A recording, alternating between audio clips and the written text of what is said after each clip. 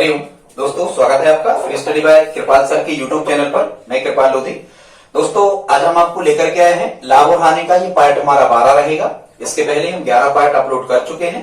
Please आप हमारी लाभ हानि की प्लेलिस्ट में जाकर के उनको देख सकते हैं। डिस्क्रिप्शन बॉक्स में लिंक भी आपको मिल जाएगी। दोस्तों, ये टाइप 19 रहेगा और आज हम आपको बताएंगे कि एलिगेशन मतलब मिश्रण का नियम कैसे लगता है, लाभ और हानि में कैसे क्वेश्चंस में लगता है। दोस्तों, एक अपील है, यदि आप हमारे चैनल पर पहली बार आए हैं तो प्लीज हमारे चैनल को सब्सक्राइब कर लें, साथ में बेल आइकन पर क्लिक करें ताकि सबसे पहले नोटिफिकेशन आपको मिलता रहे। दोस्तों, हम आपको मैथ्स, रीजनिंग, जीके, साइंस और शिक्षक भर्ती परीक्षा हिंदी आदि की वीडियो अपलोड करते रहते हैं। प्लीज आप हमारी प्लेलिस्ट में जाकर के देख सकते हैं। तो स्टूडेंट्स, बगैर देर किए हुए आइए प्रारंभ करते हैं आज का ये टॉपिक। आज हमने यहाँ पर 3 प्रश्न लिए हैं और इनमें से लगभग 2 टाइप के क्वेश्चन इनमें से होंगे। देखते हैं क्वेश्चन फर्स्ट। कह रहे हैं 2 घड़ियों का कुल क्रय मूल्य 840 रुपया है। उनमें से एक घड़ी को 16% लाभ पर तथा दूसरी घड़ी को 12% की हानि पर बेचा जाता है और पूरे सौदे में उसे ना लाभ होता है और ना हानि होती है।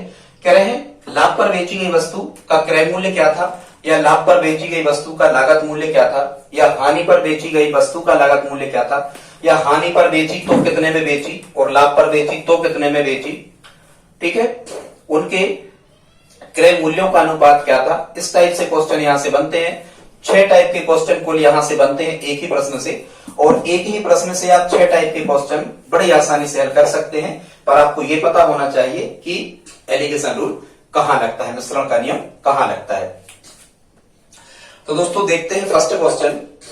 सबसे पहले तो हमें यह देखना होता है कि एलिगेशन रूल्स कहां लगता है। जब आप इन क्वेश्चंस को दोस्तों बार बार आप करोगे तो आपको अपने आप पता लग जाएगा कि ये क्वेश्चन किस मेथड से हल होना है, और यही मेथड बेस्ट रहती है क्योंकि इसमें आप 6 प्रकार के क्वेश्चन बड़ी आसानी से कर सकते हो।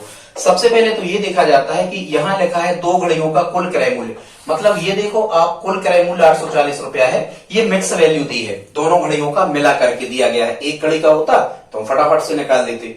2 घड़ियों का क्रय मूल्य दिया गया है तो यहां से तय होता है, क्या तय होता है कि इसमें एलिगेशन रूल लगेगा, मिश्रण का नियम लगेगा, क्योंकि मिश्रित वैल्यू आपको दी गई है।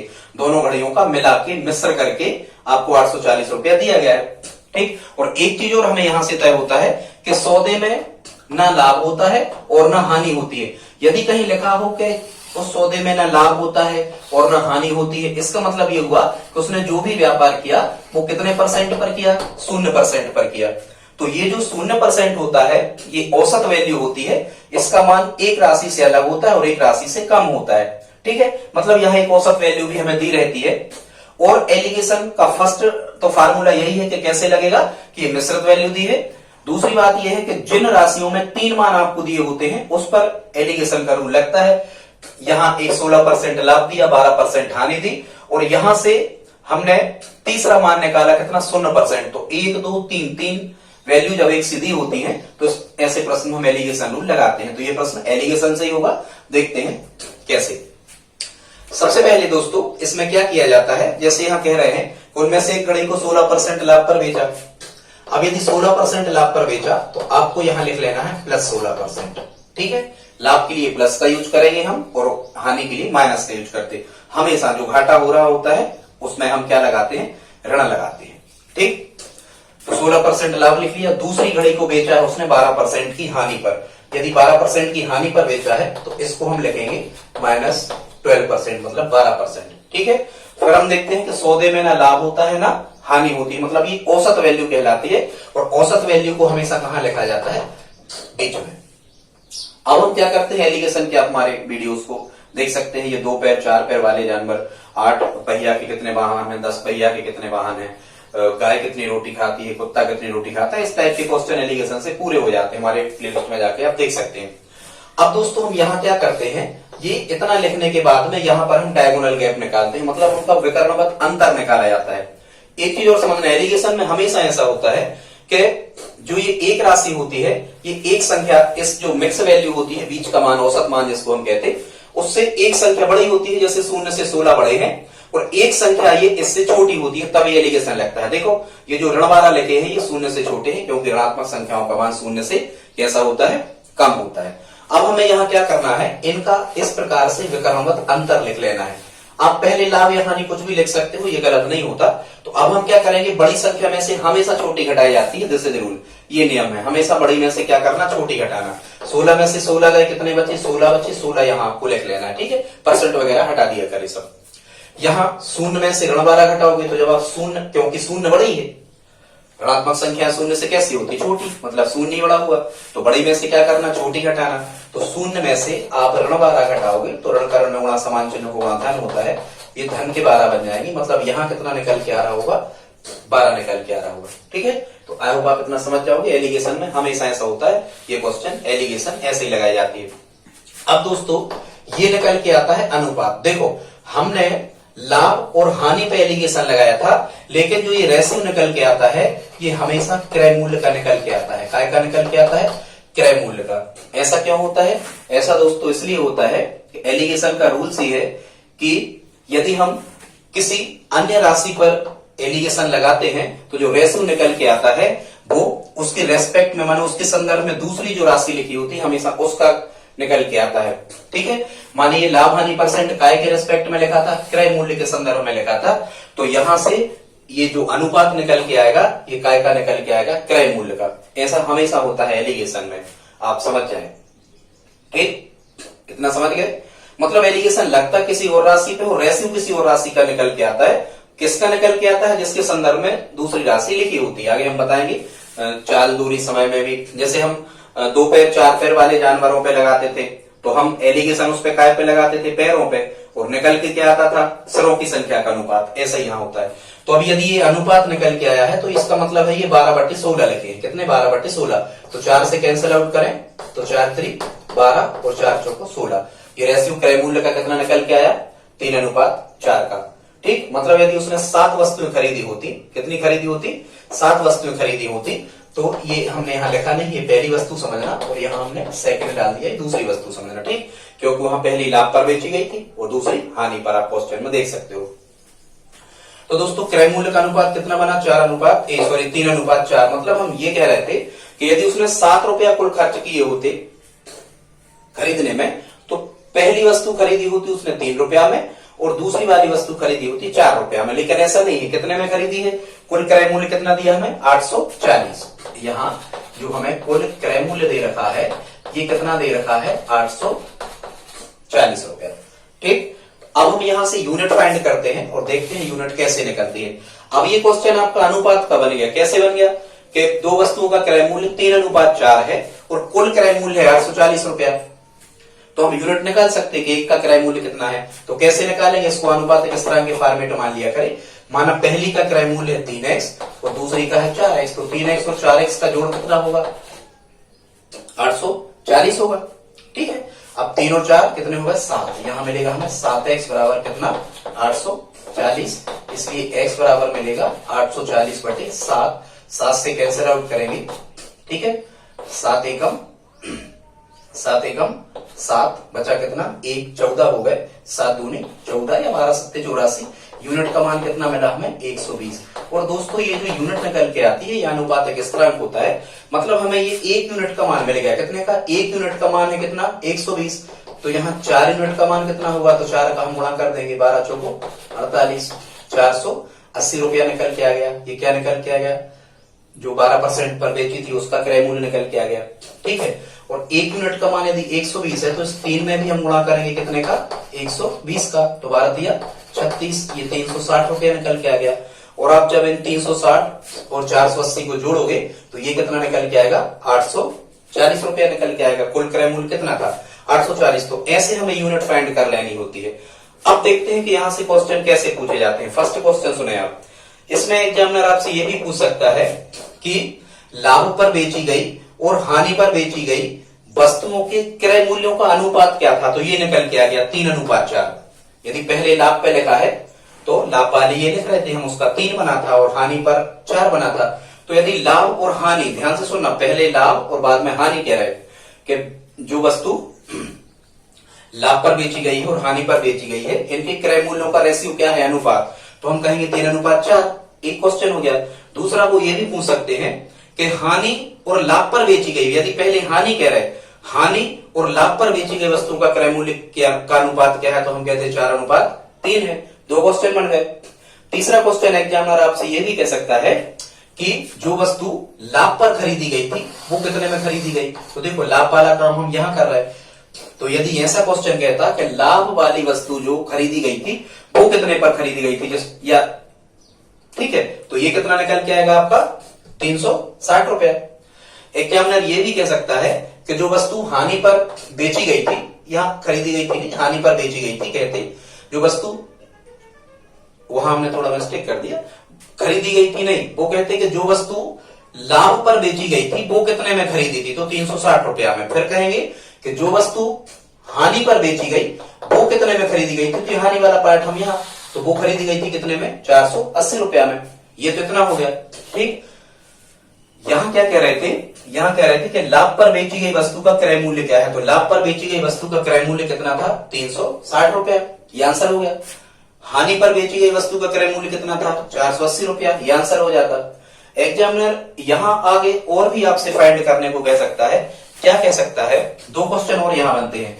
वो कहेगा कि जो लाभ पर बेची गई है वो कितने में बेची गई है, लाभ पर बेचने वाली वस्तु कितने रुपया में बेची गई है, या कहेंगे हानि पर बेची गई वस्तु कितने रुपया में बेची गई जिस पर हानि होती। मतलब अभी यहां इन दोनों के हम विक्रय मूल्य और फाइंड कर सकते हैं। ठीक है, अब विक्रय मूल्य आप जिस विधि से निकालते हैं उस विधि से निकाल देना। हम तो इसमें बेसिक मेथड का उपयोग करते हैं। जैसे जब हम इसका विक्रय मूल्य निकाल रहे होंगे, इसका जब हम विक्रय मूल्य निकाल रहे होंगे तो क्रय मूल्य कितना मिला लाभ वाली का, 360 रुपया। तो 360 गुणा, अब इस पे जो लाभ वाली है कितने का लाभ हुआ था, 16% का लाभ हुआ था, तो 16% का लाभ हुआ तो डायरेक्ट अब वो कितने बचेगी, 16% लाभ ले जाएगा, 100% क्रय मूल्य को मानते, तो 116%, तो 116 गुणा 100। इसको आप सिंप्लीफाई कर लेना, ये विक्रय मूल्य निकल आएगा। ठीक है, तो लाभ परसेंट पर बेची गई वो कितने बेची गई। अब यदि वो कह रहे होते कि जो हानि परसेंट पर बेची गई है, हानि परसेंट पे, हानि को डिनोट करता है ऋण चिन्ह, कहते कि जो हानि पर बेची गई है वो कितने में बेची गई है, तो हानि वाली का क्रय मूल्य कितना था, 480। तो भाई 480 में खरीदी है और कितनी हानि पर बेची है, 12% की हानि पर बेची है। यदि 12% की हानि पर बेची है तो आप, अब हानि यदि हो रही है तो 100 में से क्या करना, घटाना। 100 में से 12 गए, कितने बचे, 88। मतलब अब वो 88% बेची है तो 88 बची 100। इसको सिंप्लीफाई कर लेना, जो भी मान निकलेगा वो क्या होगा आपका विक्रय मूल्य। तो आप समझ गए, 2 क्वेश्चन अनुपात के बन सकते हैं, 2 क्वेश्चन बन सकते हैं उनके क्रय मूल्य के, और 2 क्वेश्चन बन सकते हैं उनके विक्रय मूल्य के। और दोस्तों हमने जैसा कि आपने देखा कि हमने आपको दोनों निकाल के बताए हैं। ठीक है, एक क्वेश्चन और हम कर लेते हैं, ये सेकंड वाला। अभी थर्ड क्वेश्चन भी आपको रहेगा, इसमें हम आपको 3 प्रश्न बताएंगे। ठीक है दोस्तों, वीडियो पसंद आ रहा हो प्लीज आप कमेंट करें। ये एलिगेशन अच्छी मेथड है इस प्रकार के प्रश्न को हल करने की, क्योंकि इसमें 6 चीजें जो सभी 6 टाइप के क्वेश्चन बन सकते हैं वो सभी निकाल के देता है। अब हम देखते हैं क्वेश्चन नंबर 2। ठीक है, इसमें क्या कह रहे हैं, ऐसा इसमें कह रहे हैं एक दुकानदार 750 रुपया में 2 कुर्सियां खरीदता है। फिर यहाँ एक समस्या बन गई, क्या बन गई कि ये जो क्रय मूल्य है ये मिक्स दिया है, मिला के 750 दोनों का। तो इसमें हम यूनिटरी मतलब एलिगेशन मेथड इसमें भी हम लगाएंगे। कह रहे हैं वह पहली कुर्सी को 22% के लाभ पर तथा दूसरी कुर्सी को 8% की हानि पर बेचता है। यदि पूरे सौदे में उसे ना लाभ होता है ना हानि होती, मतलब ये व्यापार कितने परसेंट पे होता है, 0% पे। और एलिगेशन कहां लगता है, जहां आपको 3 राशि समान दी होती है। देखो यहाँ ये 22% ये लाभ दिया, फिर 8% हानि दी और 0% औसत मान दिया पूरे सौदे का। तो इसमें भी हम ऐसे ही करेंगे, लाभ वाले को हम प्लस लिखेंगे, कितने लाभ पर बेचा जाता है, ये यहाँ मान लेते हैं पहली वस्तु, और यहाँ लिख लेते हैं हम सेकंड दूसरी वस्तु को। ठीक, तो पहली कुर्सी को 22% के लाभ पर बेचता है, लाभ को हम लिखते हैं प्लस 22% और हानि को लिखते हैं 8% की हानि पर बेचता है, तो यहाँ लिखते हैं माइनस 8%। और ना लाभ हुआ ना हानि, तो ये बिल्कुल दोनों के बीच में लिख लिया करें 0%। और यहाँ हमेशा इनका क्या निकाला जाता है, विक्रमवत अंतर निकाला जाता है, इनका डायगोनल गैप हम निकालते हैं। और हमेशा इस बड़ी संख्या में से छोटी घटाते हैं। 22 में से 0 गया, कितना बचे, यहाँ 22 ही बचे। और यहाँ हम बड़ी है 0, तो 0 में से ऋणांक घटाएंगे। अब घटा के देखना, हमने बताए थे 0 में से जब आप ऋणांक घटाओगे तो ऋण का ऋण गुणा, ये धन के 8 बचेंगे। ठीक है, तो 0 में से ऋणांक घटे तो कितना बचा, 8। और वही जो हमने पहले बताया था, यदि लाभ और हानि पर कभी भी एलिगेशन का रूल लगता है तो अनुपात का लगता है लाभ और हानि पे, और रेशियो काय का निकल के आता है, हमेशा एलिगेशन लगता है लाभ और हानि पे और निकल के आता है क्रय मूल्य का अनुपात। मतलब उनके ये क्रय मूल्यों का अनुपात निकल के आया 8:22। अनुपात मतलब हम काट सकते हैं, 2 से कैंसिल आउट हो रहे, 2 से 8 कट गए 4 बार, 2 से 22 कट गए 11 बार, मतलब उनके क्रय मूल्यों का अनुपात कितना बना, 4:11। अब यदि उनकी क्रय मूल्यों का अनुपात 4:11 बना तो यहाँ से हम रेशियो निकाल ले रहे हैं, यूनिट निकाल ले रहे हैं, कितना बनेगा 4x धन 11x। और दोनों वस्तुओं का जो क्रय मूल्य था, ये क्रय ही तो लिख रहे हैं हम, तो दोनों का क्रय मूल्य था वो कुल कितना था 840, तो यहाँ लिखेंगे बराबर 840, सॉरी 840 नहीं, ये 750। सेकंड क्वेश्चन कर रहे हैं, यहाँ हम लिखेंगे 750। 4x और 11x कितने हो गए 15x बराबर 750, x बराबर 750 बटे 15, 15 से कैंसिल आउट करो, 15 75, x का मान कितना निकल गया है 50। मतलब यहाँ 1 यूनिट का मान कितना हो गया 50। यदि 1 यूनिट की वैल्यू 50 है तो 11 यूनिट की 11 गुणा 50 और 4 यूनिट की 4 गुणा 50। ठीक है, 11 शून्य शून्य 11 पंचे 55, 550 रुपया में उसने खरीदी है कौन सी वस्तु, जो उसने हानि पर बेची है। ठीक, और यहाँ 4 का 50 गुणा करेंगे तो कितना आएगा 200 रुपया निकल के आएगा। ये क्रय मूल्य निकल के आया, कौन सी वस्तु का क्रय मूल्य निकल के आया, जो उसने 22% के लाभ पर बेची थी। अब आप देखो 200 और 550 को आप जोड़ोगे तो टोटल कितना निकल के आएगा 750 रुपया। अब फिर वही यहां से कौन से क्वेश्चन बन सकते हैं, वही प्रश्न बन सकते हैं। कहेंगे कि लाभ पर बेचने वाली और हानि पर बेचने वाली वस्तुओं का अनुपात क्या रहा, मूल्यों का अनुपात क्या रहा, क्रय मूल्यों का, तो 4:11। इसका रिवर्स भी पूछ सकते, जो वस्तु उसने लाभ पर बेची है वो कितने में खरीदी थी 200 में, उसका क्रय मूल्य 200। जो उसने हानि पर बेची है उसको कितने में खरीदा था 550 में।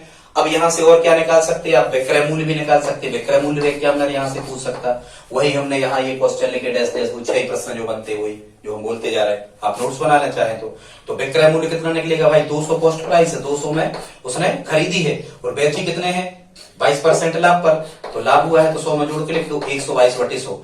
इसको आप सिंप्लीफाई कर लेना। ठीक है, 122 दूनी कितना निकल के आएगा 244 रुपया। ये विक्रय मूल्य निकल के आ गया।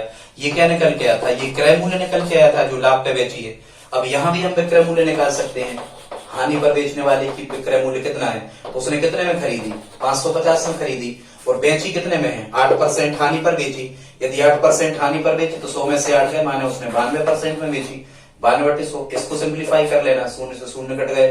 ठीक है, कर ही दे रहे, 5 से 5 दूनी 10, 5 11 55 और 2 से कट गए 92, कितने बार 46 बार। तो यहाँ कितना आ जाएगा 46 गुणा 11, 11 चक्का 66, 6 हासिल 6, 11 चौको 44 और 6 50।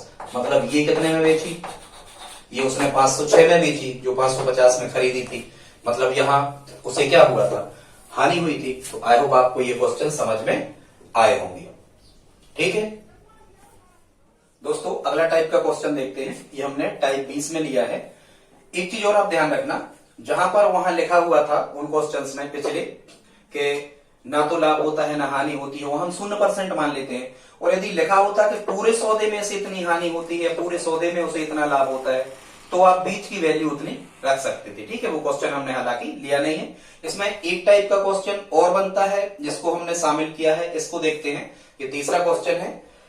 क्या कह रहे हैं, एक व्यक्ति एक मेज तथा एक कुर्सी को 500 रुपया में खरीदता है। मतलब एक मेज और एक कुर्सी कुल 500 रुपया में खरीदी गई।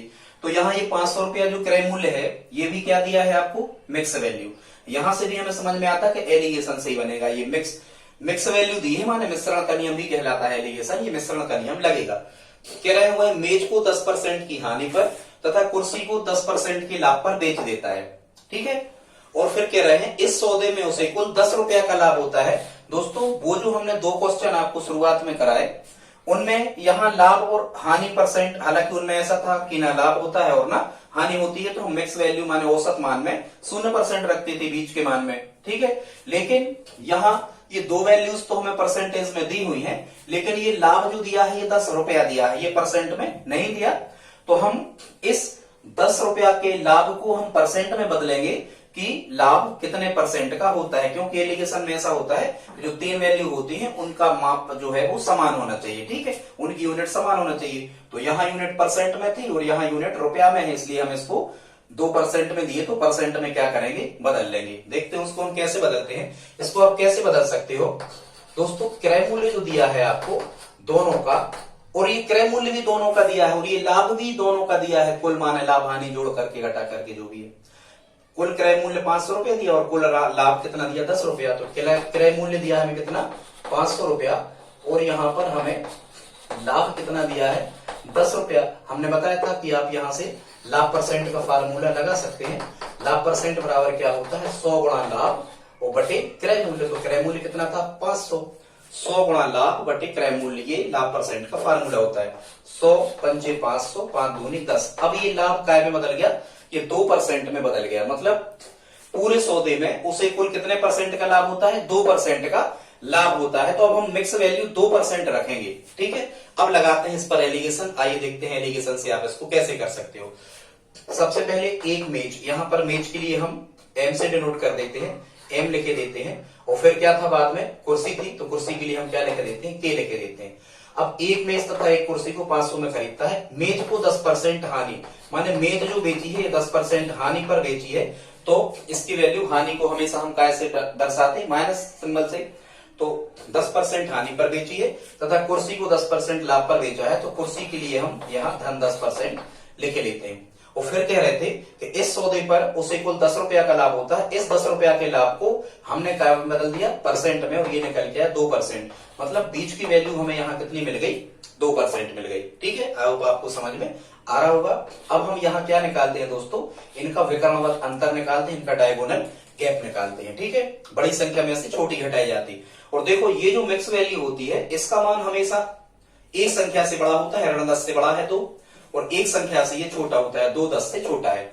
अब हम इनको घटाते हैं, 2 में से जब आप ऋण 10 को घटाओगे तो किस प्रकार से घटाओगे, हम आपको घटा के बताते हैं।